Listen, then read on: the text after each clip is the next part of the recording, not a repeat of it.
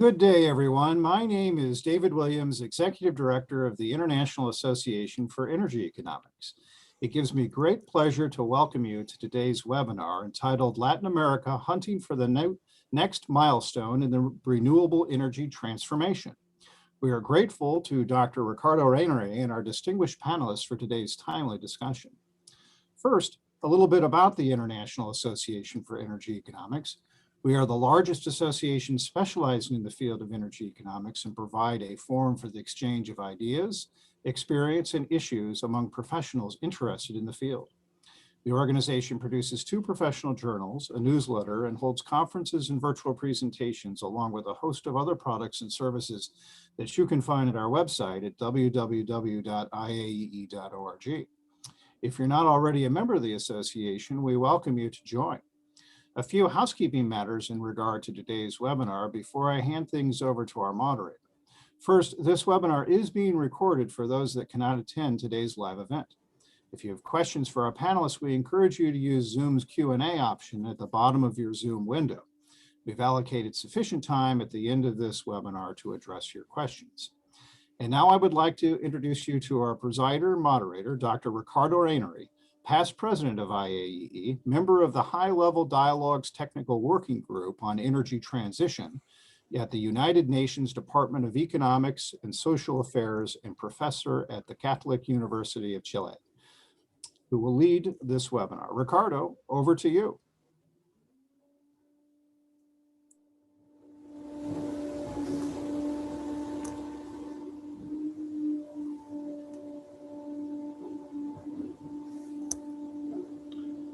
Thank you, David. Thank you, Rebecca. Thank you for hosting us for this webinar. We have an exciting webinar with very good panelists. LATAM hunting for the next milestone in renewable energy transformation, a new Chilean Clean Technologies Institute. Our speakers are, well, myself, we will have Cohen, President of Associate Universities, former Deputy Undersecretary for Science and Energy at the U.S. Department of Energy. We will have Pete Chupas, Program Director of Associate University, Inc., Yasmin Catricheo, Office of Education and Public Engagement at Associate University, Inc., and we will have comments about the presentation from N.D.C, President of CAPSARC, and former administration of the U.S. Energy Information Administration. He's a very well-known and good friend of the International Association for Energy Economics.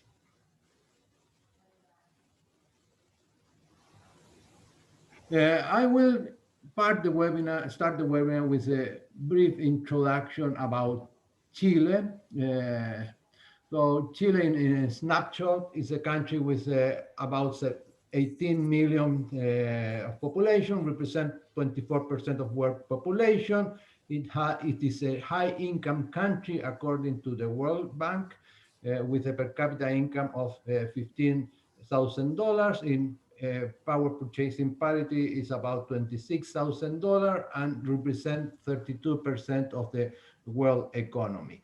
It's one of the leading countries in Latin America. In general, it ranks very well in different index. Human Development Index is ranked at 44 in the world. Doing business is in position number 60. It has done much better in doing business in the past. Corruption Perception Index 26, Index Economic Freedom 16, Global Competitive Index 34, and many others. And research and investment is on the do list with 0.36% of GDP being expended on research and investment. On the PISA test in terms of education, within Latin America, it do okay, but it's one of the last countries within OECD members in the PISA test, and its CO2 emissions account for 20.25% of world CO2 emissions. How is seen Chile from abroad? Well, it has strengths and weakness. In there, when you speak about Chile, people think on mining, on agricultural, fisheries, forestry, on wine, and more recently, people reminds renewables. So Chile has been pointed as a leading country in renewables, in energy transformation. It's an open economy with many free trade agreements. On the weakness, it's a small country, and being an open economy make it very vulnerable to external shocks. Have a high exposure level to climate change, earthquake risks. It has an inadequate research and innovation system, and that is shown in the small number of R&D investment, and it shows income and wealth disparity, poor education, and health system. So those are things that the country has to work and needs further improvement. Uh, so here we have some images from Chile, the mining industry, solar energy, lithium in the country.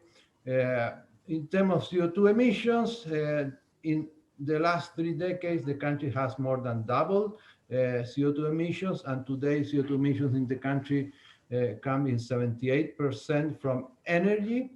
And if we look at energy-related CO2 emissions, we have that 76.6% of them come from the mining industry, where 8% are from the mining activity itself, and around 9.6% come from electricity generation used by the mining sector. Copper, the copper industry, the mining industry is one of the major industries in the country. Copper accounts, the mining sector accounts for about 10% of the GDP. It represents 51% of the country exports, 91% of the mining export are copper. It contributes with about 7% of government revenues. If the copper price go high, certainly that contribution is much higher. And if we look the last decade, the 2010 decade, the mining industry in Chile invested about $90 billion in mining activities. In terms of copper production, Chile is the largest copper producer in the world, with about 28% of copper production, and it has the largest reserves, about 23% of copper reserves in the world. It is an activity that is very important in the northern macro zone. It can represent up to 54% of regional GDP, as it happens in Antofagasta, and other regions where it's very important is Tarapacá, Atacama, Coquimbo, and in the south in the O'Higgins region. Lithium is something that is becoming a hot issue, and Chile is the second largest producer of lithium, with the largest lithium reserves, and that is a key component for electromobility and energy transformation, and its demand is projected to double by 2025. So what are the key challenges that the country is facing in terms of the mining sector? For example, the decreasing ore law, increasing mining costs, the CO2 emissions, how we can reduce emission in the mining sector, tailings and waste, water use and evaporation ponds, and the country aspiration to enhance value added of raw material, its aspiration to harness its vast renewable solar resources in the north of the country, and cope with the growing mineral demand in a sustainable way. Certainly, there is a challenge of job creation, education, and innovation, preparing the workforce for the 21st century. Chile is seen as a natural lab. When we think in the north of the country, Macro Zona Norte, is a natural lab for innovation in the mining industry. We have a huge hub of world-class mining companies. Also, is a hub for world-class renewable energy companies. The country has gone in renewable energy, different than large hydro, from 3% in 2010 to more than 20% today, has high solar radiation, and is robust in port infrastructure with a leading business environment in Latin America. So what is the opportunity The opportunity is that the extractive industry are the starting point in the supply chain for much of the global economy and energy transformation. Mining globally is responsible for about 4 to 7% of global greenhouse gas emissions. And according to the International Energy Agency, we have that between one third and one half of the accumulative emission reduction needed to achieve net zero emissions stem from technologies that are not commercially available today. So, given all these opportunities, is that the government decided back in 2018 to launch an international bid to found a Clean Technology Institute in Chile. That bid started in November 2018. It was a two-stage bid with a request for information first and then a request for proposal. And recently, early January of this year, the bid reached a final result where the construction and operation of this Clean Technology Institute was awarded to the consortium led by AUI. So with that, I will give the word to Adam Cohen, president of AUI, who will give us some highlights of this Clean Technology Institute. So thank you, Ricardo, and thank you all for joining this morning. So as Ricardo said, I am the president and CEO of AUI, and I want to give you a brief introduction of who AUI is and why we were interested in this bid in the first place and what we plan to do with the Institute. So AUI is a nonprofit corporation. We are a 501c3. We are run by an independent board, and we were created to establish and manage complex research and development facilities and institutions. And we've been doing this since 1946. So we were formed soon after World War II ended. And since that time, we have forged effective partnerships with the government, both the US as well as other governments, including Chile, with industry and academia to build and manage large-scale, complex facilities and laboratories to pursue multidisciplinary research. So for example, we stood up and managed Brookhaven National Laboratory, which is one of the US national laboratories that the Department of Energy runs. We established the National Radio Astronomy Observatory in 1956, and we still manage that for the National Science Foundation. That actually includes the array that you can see behind me, which is the very large array, as well as the ALMA facility that we help run down in Chile. Along the way, actually very early on, we established something that we call the open access model. Lots of people use this now. It's pretty much the standard way that research is done in the US that's funded by the government, where the government builds these large facilities, and then access to the facility is available to all based on a merit-based system. So for example, if people want time on the very large array, they will submit proposals. Those proposals will be reviewed. Based on the merit of the proposal, time will be granted to the researchers. And I mention that because that's very much the spirit that we want to bring to this institute in Chile, that we want to make it that same type of thing where the access to the capabilities and the facilities that we intend to build and run will be open to all and will be available based on a merit-based system. We combine the operation and management with collaborative community engagement. We're very much engaged in the, for example, the radio astronomy community that uses the very large array. We will do the same with the mining and the innovation communities down in Chile, because we really think that that's key to making sure that an innovation institute and the research and development that comes from it is pursuing the right gaps and is pursuing solutions that actually will be beneficial to the community. The facilities that we design and build have resulted in world-leading R&D and breakthroughs that make our modern way of life possible, full stop. You know, we helped develop the GPS system. We've helped develop other medical breakthroughs, you know, not by ourselves, but the facilities that we built enabled that to happen. And we do large-scale construction, including in Chile. We manage the $1.6 billion construction project of the ALMA, or the Atacama Large Millimeter Submillimeter Array, which is in the Atacama Desert. So in summary, we focus on building organizational foundations, infrastructure, and providing operational support to make breakthroughs possible. And we think that's very relevant to the institute that we were awarded by Corfo and we intend to build and run. Next. Ricardo. There we go. So the Chilean Clean Technologies Institute, or Instituto Chileno de Tecnologías Limpias, or ICTL, I list here the associates that we solicited and were part of the request for proposal submittal.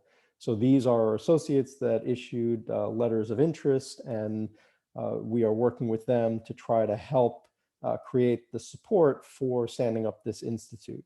We do need industrial support to make this work over the long period of time. And so I note at the top, these are the current associates, and we're very much open and very interested for others to become part of the ICTL success. And so we're planning a membership model, and we'll go into a little bit more details about that. But as you can see, we have a combination of industrial partners that span the spectrum from small to large and from mining to energy companies. We also have university partners. We are interested in getting financial and investment partners. So I list a couple that were willing to be part of this initial, and then even nonprofit partners like the Wilson Center here in D.C. Next.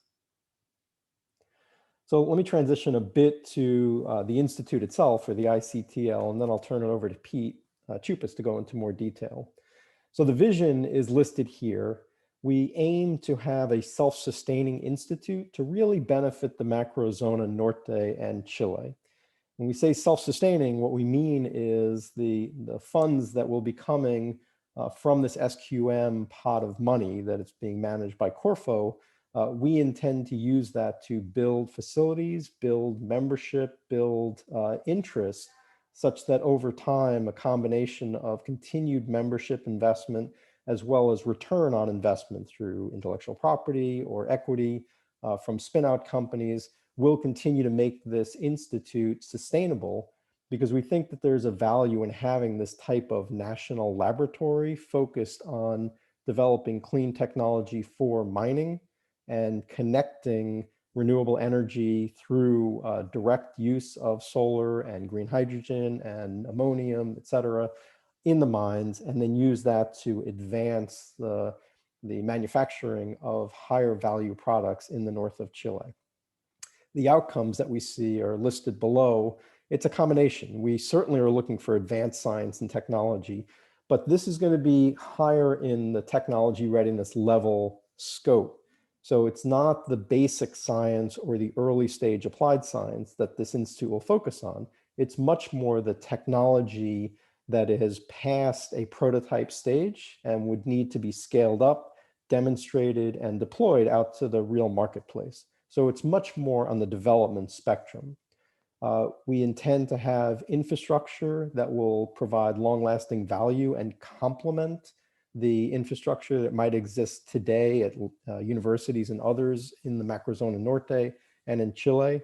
But these would be unique pieces of infrastructure. So again, if I refer back to my background, the Very Large Array, there's only one in the world and people come from all over to use it. Take that kind of idea and superimpose it in Chile. We intend to have a well-equipped and very leading edge battery testing facility, such that everybody in the country and in the region can use it to develop advances in battery technology. And finally, we intend to have a very keen focus on workforce development from K through 12 to get people into the STEM, all the way through the industry folks and entrepreneurs to try to help make the technologies that are developed deployable and beneficial to reducing emissions in the Macrozona Norte. So that's the general overview. It's very outcome oriented in terms of an institute that's really focused on developing and deploying clean technologies in the areas that Chile is interested in. That is the mining and renewable energy and advanced materials. Pete? All right, next slide. So I just wanted to introduce the Institute in terms of what programs and functions it will support once it's stood up. So with regard to research and development programs are three major focus areas of technology that the Institute will be interested in: solar energy, sustainable mining, and advanced materials of lithium and other minerals. The Institute functions, there's 6 core functions. One is supporting the R&T, research and technology development areas, making sure that it's open access model, that there's community-based strategic planning. The other part, as Adam already kind of discussed, is developing infrastructure and technological services in the north of Chile that don't currently exist and that offer a new capability for technology development. Supporting both entrepreneurs and innovation to incubate startups and new companies to help commercialize technology development. Transitioning technology that is developed in the Institute and making it seamless to make it to commercialization. The human capital development programs that Adam already talked about in terms of education, but also vocational and professional workers and training and entrepreneurship, and supporting public policy. So ensuring that the right information is out there to support technology development that will enhance, I guess, the economy in the north, and also support a sustainable technology. So the next slide. So the Institute focus is really on higher TRL, so technology readiness level technology. So technology that's past the conceptual stage, but at the point of being able to develop prototypes and get into commercialization. So if you use a TRL level, we're really looking at technology that's from the TRL 4 to 8 level that will support, where the Institute can support the kind of high risk stuff at the pilot level that could then reach into commercialization activities within a couple of years. So next slide. So looking at the opportunity space, thinking about the 3 major focus areas in the R&D program, one is advanced materials from lithium. And what this means is really just, moving to more sustainably produced lithium raw materials, and also developing the downstream industry that can produce value-added materials, so finished cathode materials or something along the value chain to the finished battery product.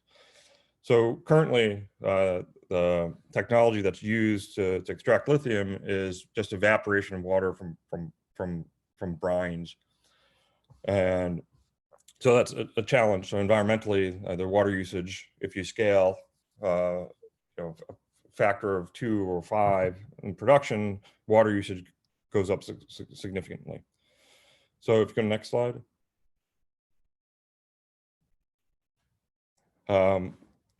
But there's a big opportunity in Chile. And you can see from this plot that Chile has the largest reserves of lithium in the world. Although it's the second in production, the opportunity to expand and the need to expand, if you push to increasing electric vehicle production tenfold in the next 10 years, that technology could really, new technology, low water use technology for lithium extraction in Chile would be very advantageous. Next slide. So I also mentioned solar energy. And by solar energy, we really mean solar electricity, so from photovoltaics, process heat, and also green hydrogen. So, solar fuels produced from solar energy. And if you look at this plot, you can see that the solar potential in Chile is quite significant. You can, next slide, Ricardo. You can see that Chile, the northern part of Chile, has the highest solar energy potential of anywhere in the world. And this is in a region where there's significant mining. So being able to convert and use solar energy to make mining more sustainable could really allow the growth, sustainable growth of materials extraction. Next slide. And the last R&D area is sustainable mining. This is a combination of things from low water usage and lithium extraction to electrification of extraction and use of renewable resources. But what you'll see from the sustainable mining R&D area is that both solar, lithium extraction, and sustainable mining, they're all linked. The technologies that get developed will be utilized in each of those areas. Next slide. So just a little bit about how the Institute is organized. So we have an Institute board, governance, board of governors that will be made up of seven individuals from government and industry and universities. We have a number of subcommittees, and this is and advisory boards, and this is really the linkage to ensuring that the technology that's developed is appropriate and really meets the goals of the Institute in terms of driving sustainability and economic development. Next slide. So this slide is complex, but it tries to talk about the business model for the Institute in terms of being sustainable, but also addressing the need to deliver public goods or projects that will actually help the economic sustainability and growth in the north of Chile, but also benefit the local partners and involving everything from communities to mining and mining service companies to venture capitals. So there's a lot of complexity in terms of how the different partners and associates will work together in terms of co-investing in technology, leveraging the functions of the Institute in terms of infrastructure and human capital development. But the whole point is that in 10 years' time, we'd like to see this to be a sustainable institute that offers technology development capability that doesn't currently exist. Next slide. So just a little bit more about that is that the idea is that this is a joint venture really between the money provided by the SQM contributions from Corfo, and also co-financing from the associates contributing and wanting to contribute to co-invest to support technology development for long-term sustainability and growth of the mining industry, particularly in the north. Next slide. And then lastly, I just wanted to mention that it's not just R&D that gets distributed out amongst the partners, but there's actually going to be a core facility built at the end of the day with a significant investment in R&D infrastructure. As Adam already mentioned, we're going to build what would be a world-class battery laboratory and testing facility to help drive lithium materials up the value chain. Also build what we call a multi-purpose high bay facility, but this is really a facility that would allow pilot scale demonstration of technologies before deployment into the mining, into the mines.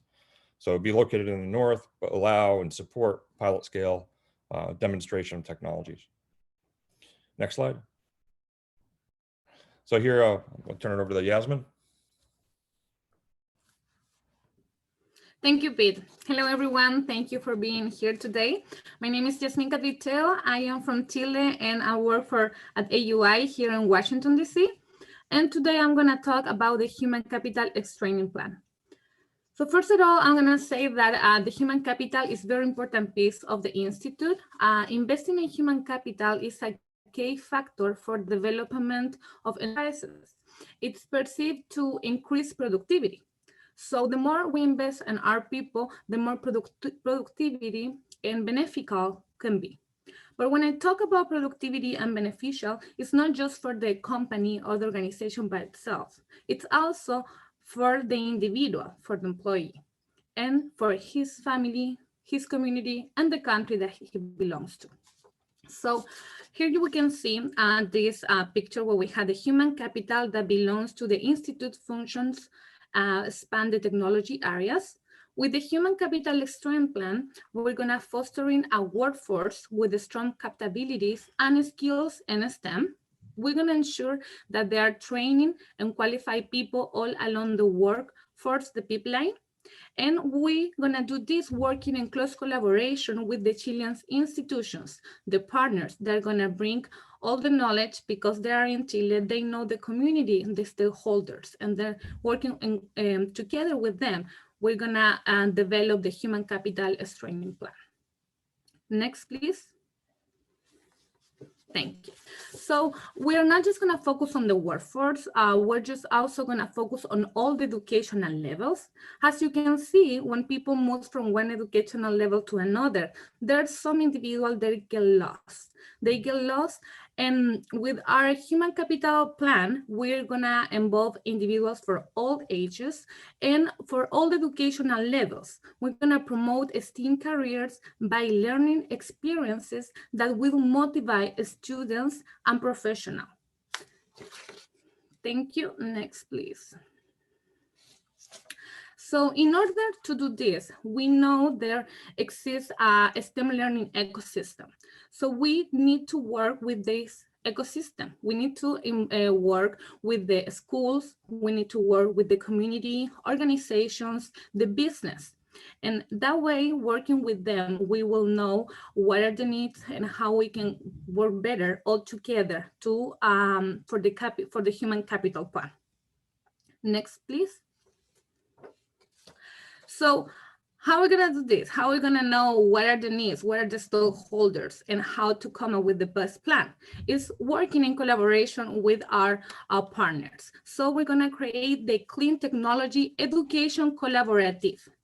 This is a coalition of partners in Chile and abroad, and they are going to be identifying and developing pursuing activities that will increase the understanding on the clean technologies. They're also going to provide leadership and curriculum standards and the delivery in the three major technology focus areas, which are solar energy, sustainable mining, and advanced materials of lithium and other minerals.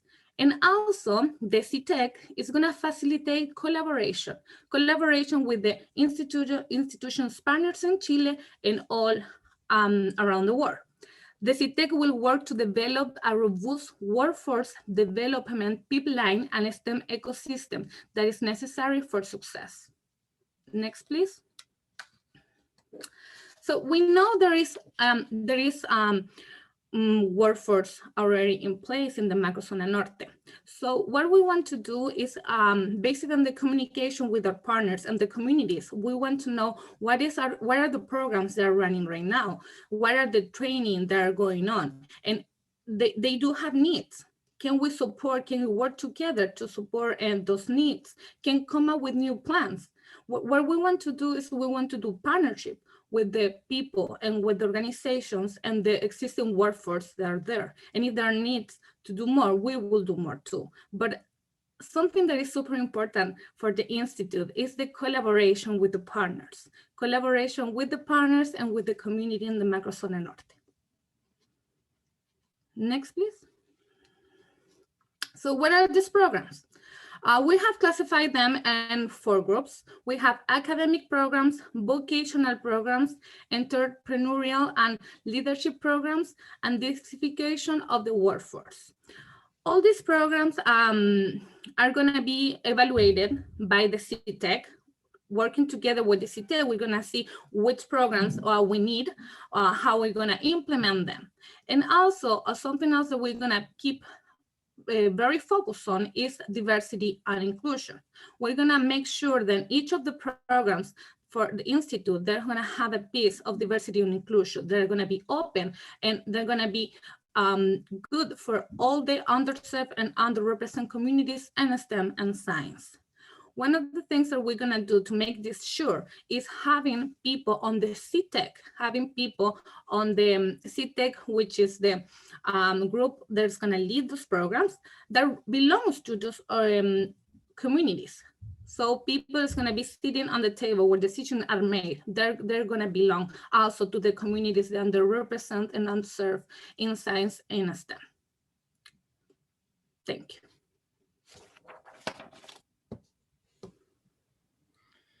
Thank you very much, Yasmin. Now I will give the word to Zieminski, who will be commenting about our presentation about the ICTL. Thank you, Adam, for being here. Ricardo, muchas gracias. And thanks really very much to you, to Dave and his team at the IAEE, to Adam, Cohen, Pete, and Yasmin at the AUI. And actually, I'd like to give a special shout out to Yasmin for her work on STEM-related activities and this enthusiasm for physics and astronomy that I think will bring a really great light onto the project that you're working on. These presentations today have been very enlightening and I think exciting in many ways.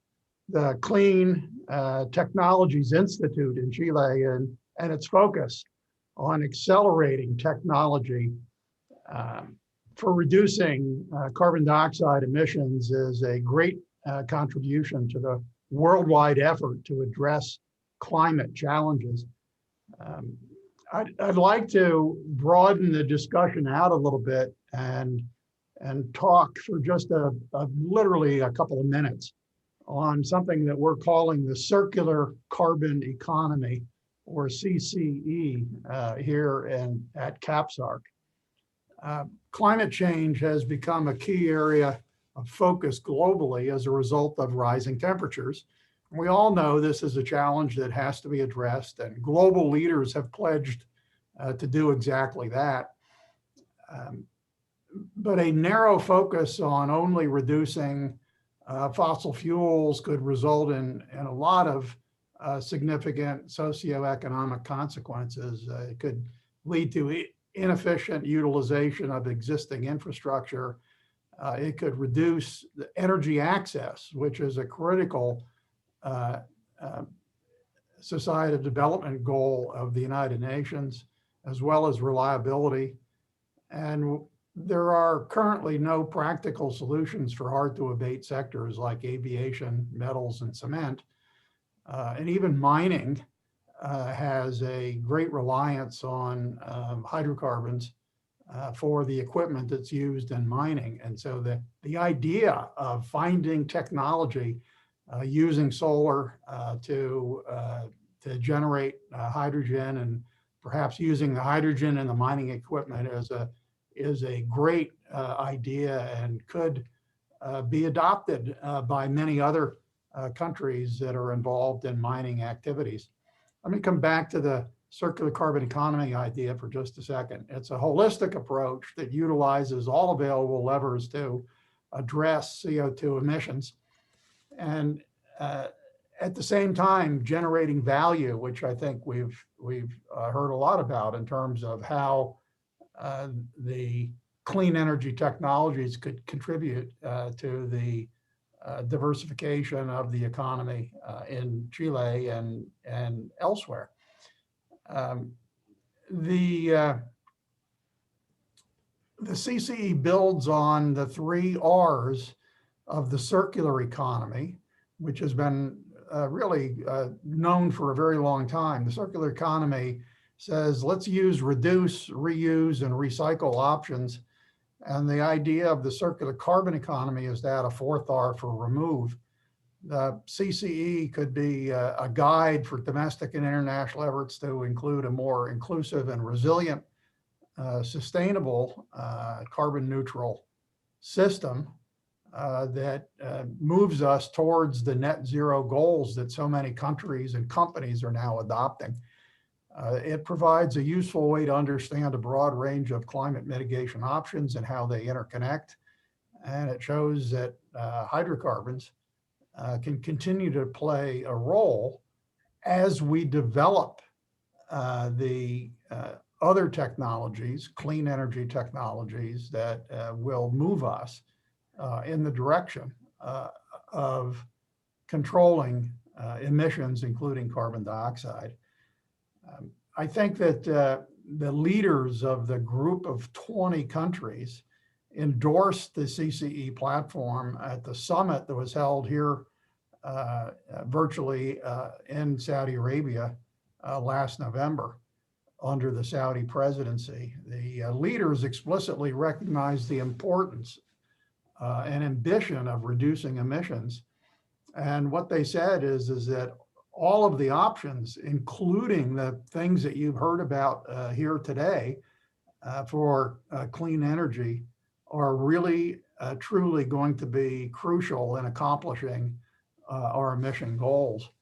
And I am very excited, Ricardo, to see how the activities of the Chilean Clean Technologies Institute fit right into this concept of enabling and accelerating every technology that we have available to us to deal with the climate challenge.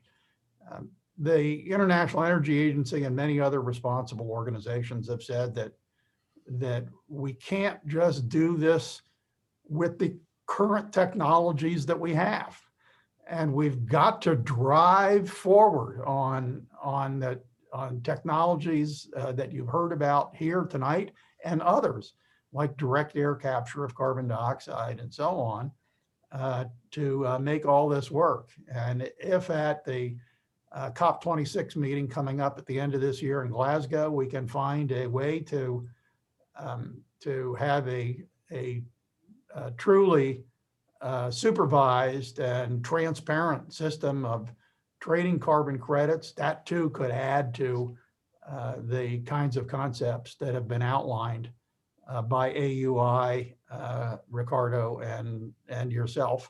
So let me stop there, and I would be happy to participate in the Q&A that I hope is coming. Thank you. Thank you, Adam. We have some questions that are coming in through the Q&A. So I will be passing those questions. I invite our audience to send questions in the platform. In the underline band, you have a Q&A, so you can write a question there and send it to the speakers. So I will start with the first question. I think I will give it to be Chupas. Everybody also can comment on that. Is from Ivan Nancucheo. In Chile, he said, I would like to know about the open call for proposals in the areas of development of the Institute. How it will be done? Okay, yeah, so I can answer that. I mean, I didn't really go over the model for our strategic planning process and how the R&D program will be developed. But as part of the kind of the functioning of the R&D program, the idea is to have what we would calling technology innovation workshops, and have them every couple of years or so. And from those from those workshops, which will convene, the community in each R&D area, where it might be, you can imagine 100 or 150 people getting together to discuss what are the most kind of pressing ideas and the most the biggest opportunities for R&D investment. And from each of those workshops will come a strategic planning document, and from that will be written the calls for proposals that will be issued by the Institute. And that's really the idea, is to get the community together to drive the R&D strategy, and then use that to issue calls, or issue the right calls where the Institute can make the most impact. So that's a very high level summary. I'm happy if you can contact me directly as well, and we can talk in more detail, but I think that's the highest level summary. Ricardo, let me just take 30 seconds and jump in and say that Saudi Arabia is investing $5 billion in a area north and west in the country that has a high solar potential, just like Chile, and also high winds. And the combination of solar and wind will be used to generate electricity, to convert water into hydrogen, and eventually ammonia, which one of the questioners asked about. And that ammonia can be fairly easily exported. Some of the hydrogen can be used in hydrogen-powered vehicles, so that NEOM will be running largely on renewable energy sources. There are companies like Air Products and Chemicals and Aqua Power, which is a utility here in Saudi Arabia, will be involved in doing this. It's a real project. Planning is underway. Meantime, Saudi Aramco and SABIC, the chemical company, have been involved in blue ammonia, blue hydrogen, and they've done a shipment to Japan of ammonia, and the carbon has been sequestered by Saudi Aramco in the geologic fields that are plentiful available here in the kingdom.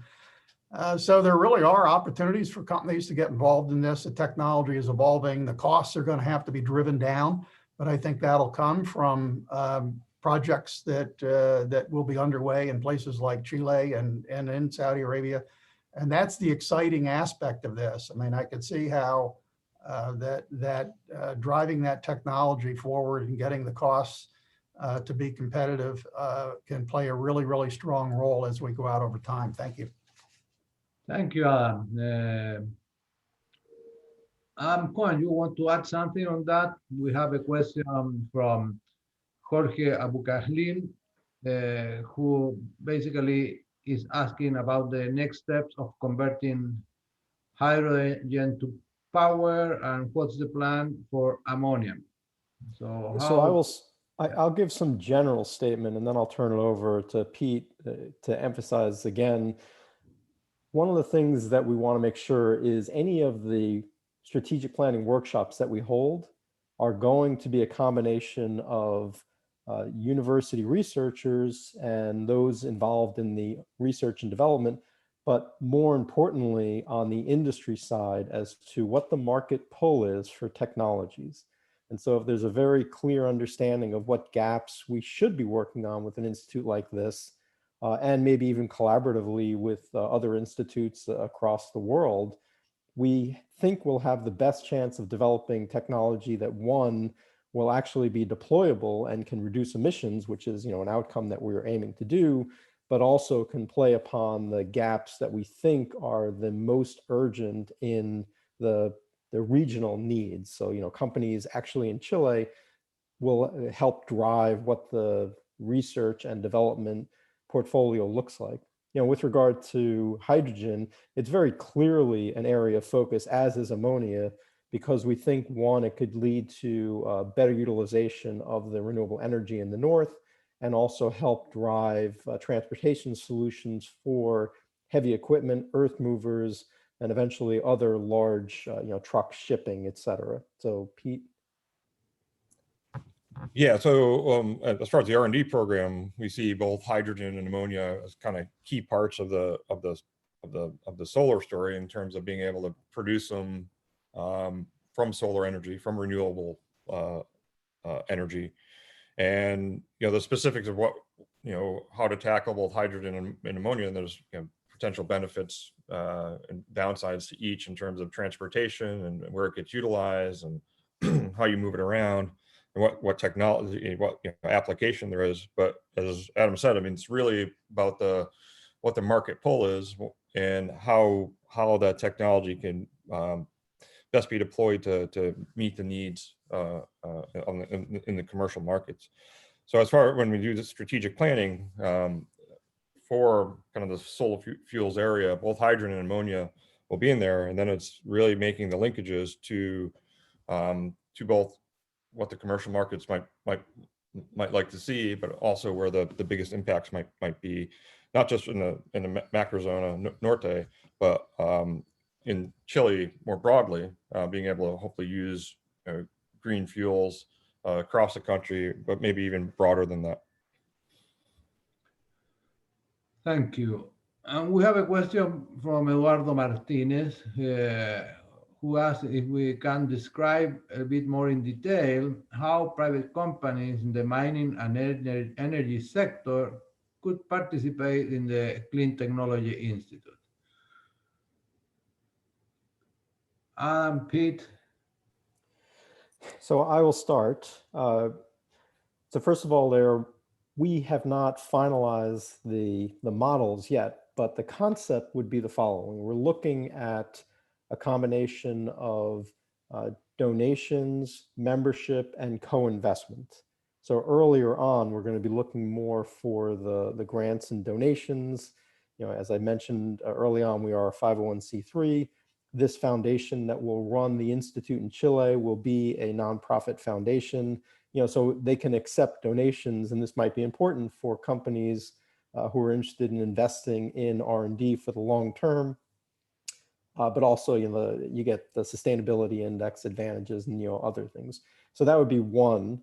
The second would be, there will be a membership model where we will have members who contribute on an annual basis and will participate as their time and interest allows in advisory committees, whether they be the industrial or whether they be the intellectual property, technology transfer, or whether they be the science and technology. And so you'll get a chance to really help forge the strategic planning, development, and technology transfer agendas for the Institute. So that would be the membership. And then the third would be a co-investment model where we really will be looking for the development of startup companies, the deployment of new technology, the ability to leverage off the Institute either with the technology or the workforce to start building everything from energy plants and manufacturing plants and other infrastructure in the Macrozone Norte to really start deploying this and getting the economic development that we aim to have in the north. Okay, thank you. Pete, you want to add something on that? Well, I think Adam covered it pretty well, but I mean, saying on the technology side and R&D side, I mean, we're looking for engagement across a spectrum of technology development levels, right? From earlier pre-commercialized technology that hasn't been yet demonstrated at the pilot scale, but also looking to answer technology problems that are higher up the level. So depending on exactly what the need is, which could be pretty broad in the energy and mining sector, I think there's ways that the Institute can contribute to those various problems. And some of it might even be just workforce development activities. So I think it's a broad set of solutions that the Institute will offer for the energy and mining sector. Yeah, the other thing I might add is that it's in addition to cash contributions to help the Institute run the development programs and run the workforce development programs, as well as other activities. It's also in-kind contributions. So, that we will need sites for testing that are real, in situ type sites in the mines or in lithium fields or in solar plants. And so we'll need that as well to, look at the development stage from lab scale, pilot scale to deployable technologies in the real world, so to speak. Thank you. Szyminski, how you engage companies in CarbStack? Well, we have workshops all the time, Ricardo, and we would invite companies to participate in our workshops. We're very interested in knowing what companies are doing, and so that we can model our estimates for future energy consumption and supply into things. Ricardo, I noticed that one of the questions that you received was, how will the general population in Chile benefit from Clean Technology Institute? I'll let your team speak for Chile, but let me just try to describe how I see this playing in Saudi Arabia. Saudi Arabia is very dependent on oil for its economy. Depending on how you do the estimates, it's 50% or maybe even 2/3 if you include the secondary effects, use of oil and natural gas. It's very important here to diversify the economy. It's very important, I think, to Saudi Arabia to say that, look, climate change is real. We don't want to be part of the problem. We'd like to be part of the solution. And in fact, and this is the important part, we want to lead on providing solutions. We want to be able to develop the technologies that are out there and have those available to customers, to help diversify the Saudi economy. The development of technologies like this can provide jobs. It can provide for export revenues. All of these things are critical, not just in Saudi Arabia, but in Chile as well. And let me just end the comment with this observation.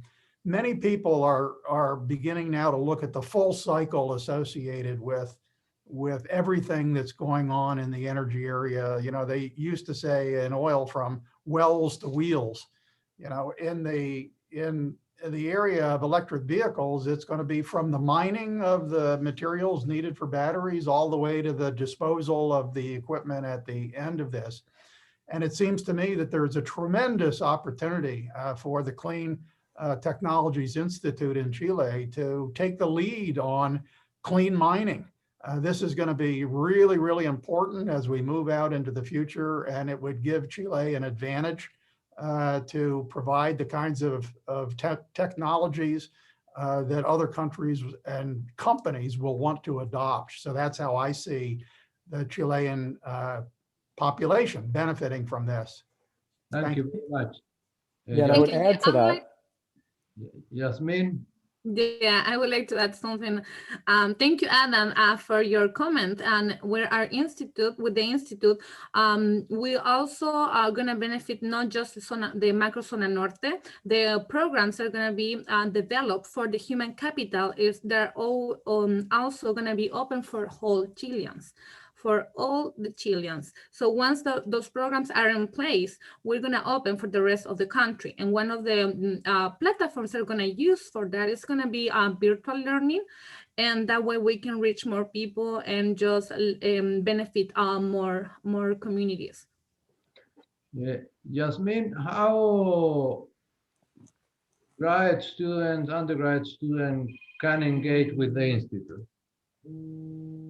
We're going to develop programs for graduate and undergraduate students. Programs are going to be directly related to the technologies that are going to be developed in the Institute. The definition of each of these programs are going to be done by the work with the CTEC. So at this moment, I can say there's going to be programs for each of the educational levels, but the specific characteristic, I can say yet, because we're going to work together with the partners on the CTEC board to define what is going to be in a specific for each of the educational levels. So can I pick up on one comment that that Adam made? I think it's incredibly important. If you think about the benefits for Chile and for the world, I agree with you, Adam. This is a chance to lead in the technology for a relatively niche area if you consider the broad spectrum of emissions. It's 4 to 7% from mining. But it's incredibly important to Chile, and it's incredibly important to many countries who focus on this type of the supply chain, the very early part of the supply chain.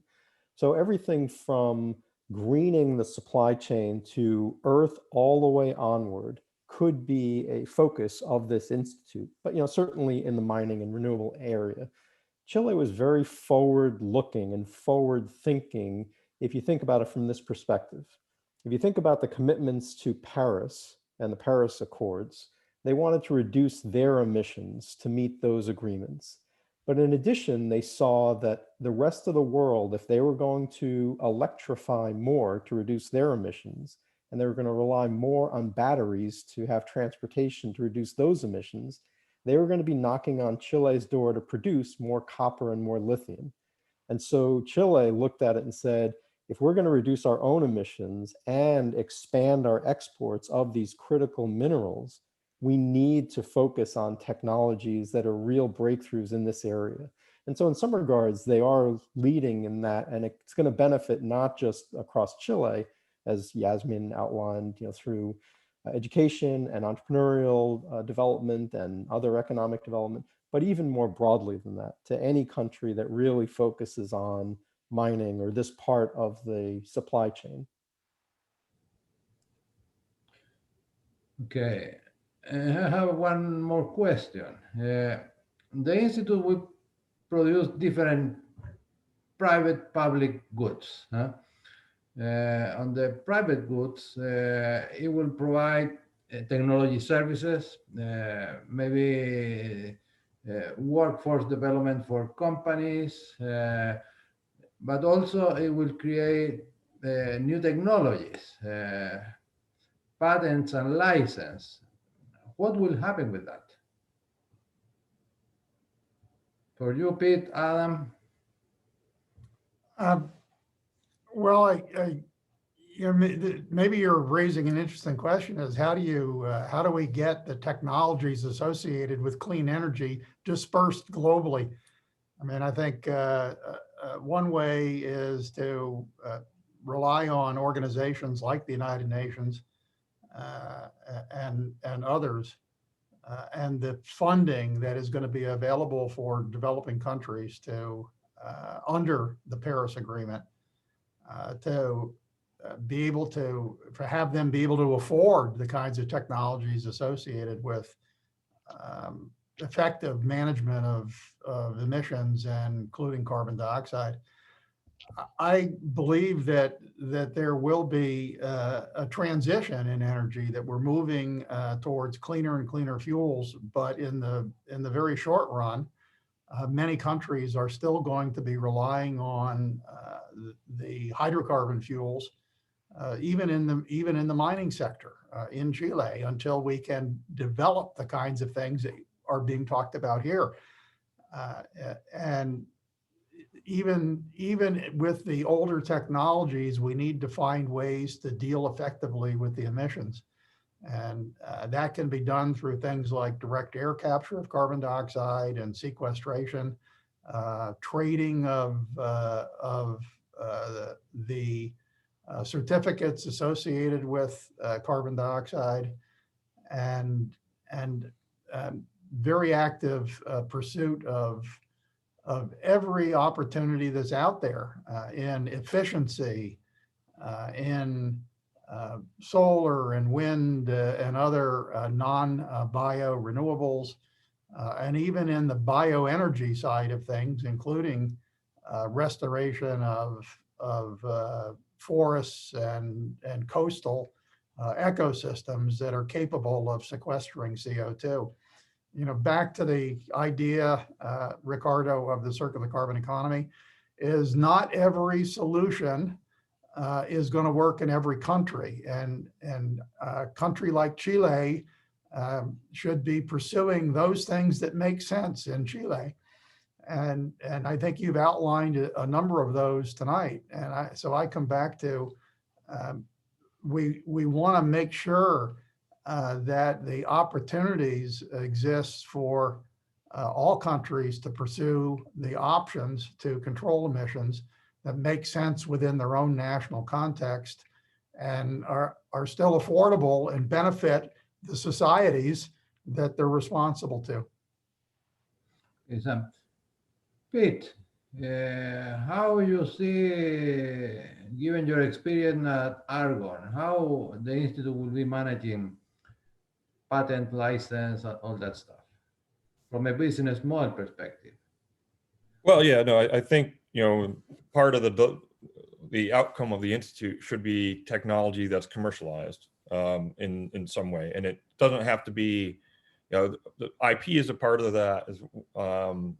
There's other things that feed into that. But the goal, I think, is really getting the pull from industry to really create that technology and be able to work hand in hand and make sure that that whether you do it as a joint development agreements, or there's different ways to collaborate that are effective in different environments.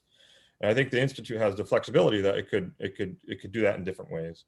But really the end goal is, you know, improving the sustainability of mining, improving the economics of mining, such that you really see it regionally and across South America.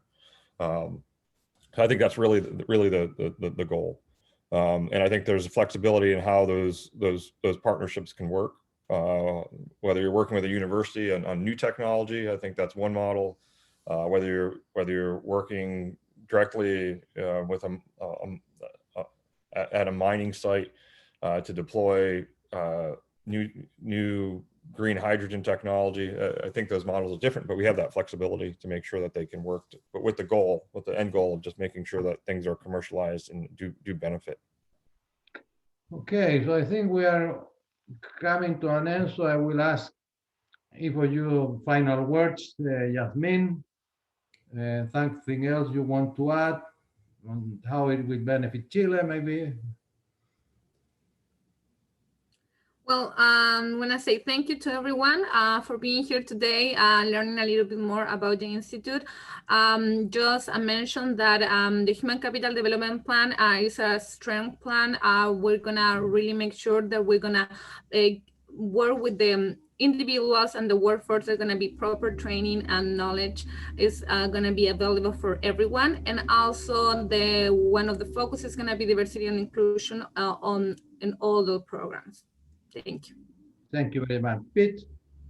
Yeah, no, yeah, just want to thank everyone, but if anyone has any more questions about the program elements of the Institute, just feel free to reach out to me directly, and I'm happy to talk in more detail. Okay, thank you. Adam, some final words. Well, I'd like to applaud you for this great effort to look at renewable resources and in an effort to build a carbon neutral economy. I think that you're on the right track, and I'd be delighted if CAPSARC could join with you in some way to promote this idea globally. I think it's terribly important, and so muchas gracias. Muchas gracias, Adam. Thank you. No, thanks all the audience. Thanks to Adam Semiskin for all his comments, his words. I have to excuse Adam Cohen, who has to jump into another meeting that he has at this moment. And thanks for the audience. And if you need more information, please reach us. We'll be happy to answer any other question you might have about the Institute. And thank IAE for hosting this webinar. David, Rebecca. David, back to you. Thank you, Ricardo. Thank you, Ricardo. Thank you, all of you, our distinguished panelists, for a quite fascinating webinar. One thing is for sure, renewable energy here to stay, and we keep developing more and more content on this thread. We encourage you to participate, to listen, and to volunteer if you wish to participate in IAEE's robust lineup of webinars and podcasts. Been a pleasure being with you today. This has been recorded. It will be available on our rewind later this afternoon. And with that, I officially close this webinar. Thank Saludos. you. Thank you.